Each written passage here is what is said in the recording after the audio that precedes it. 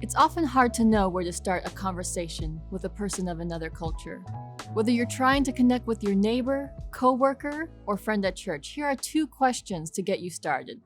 First, what's your story? Not what are you? There are two problems with the question, what are you?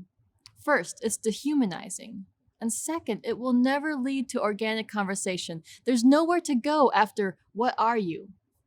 Rather, when people talk to me, I want them to see me as a unique second generation Indian American woman. My story is wholly my own and like no other.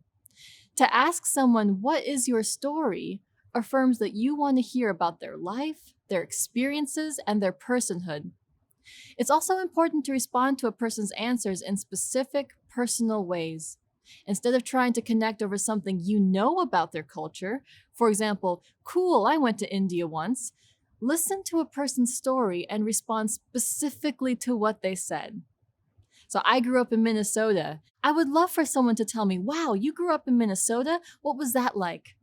If we want to connect across cultures, we must begin with the desire to learn stories, not facts. Second, what are your ethnic roots? Not where are you from? Questions like, where do you come from?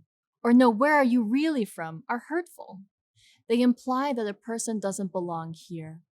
If we don't want to make people feel othered by our conversation starters, we have to use words that convey equality and respect. Moreover, asking about someone's roots gives them the honor of self-definition. For example, they can explain whether they're first, second, or third generation Asian American. They can choose to talk about their biracial or multi-ethnic identity, or simply talk about their ancestors. Give people the freedom to offer information about themselves in ways that feel safe and honoring to their own personhood. And once they've answered, don't try to ask for more facts. They may not answer your question the way you hope they would, and that's okay. It takes time to build trust and to explore the complexity of someone's past. Now, granted, these two questions are not foolproof. Not everyone will want to have these conversations every time you initiate. Be conscientious of when and how you bring up these conversation starters as well. For example, you will not be able to achieve much depth or connection if you only have 5 minutes to converse.